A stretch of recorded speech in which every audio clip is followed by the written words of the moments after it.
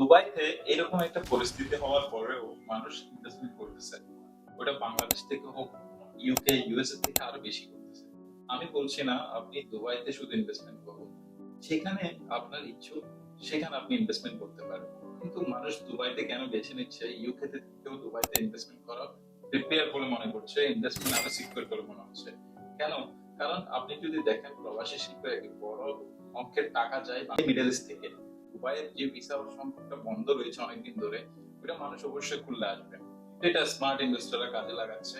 UK USA থেকে মানুষ কেন করছে? ওরা ওখানে ভালো লাইফ লিড করছে, ভালো এখানে লাইফস্টাইল পাচ্ছে। কিন্তু ওখানে ওরা একটা পর্যায়ে ট্যাক্স বেশি, ট্যাক্স পেমেন্ট করতে হচ্ছে বেশি। একটা পর্যায়ে এসে আপনি এমন জায়গার মধ্যে ইনভেস্টমেন্ট করতে চান যে জায়গার মধ্যে ট্যাক্স ফ্রি এনভায়রনমেন্ট কান্ট্রি রয়েছে, আপনার ইনভেস্টমেন্ট সিকিউর রয়েছে। সেটা হচ্ছে দুবাই, যেখানে আপনি গ্যারান্টেড 7 to 8% আরওআই জেনারেট করতে পারছেন অ্যাপার্টমেন্ট বা টাউন হাউস বাই করে।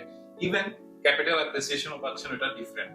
তো যদি আপনি প্রবাসী হয়ে থাকেন, একটা সুন্দর লাইফস্টাইল এবং ভালো ইনভেস্টমেন্ট অপরচুনিটি খুঁজতেছেন, তাহলে ডেফিনেটলি আমার দেওয়া নাম্বারে আপনি যোগাযোগ করতে পারেন।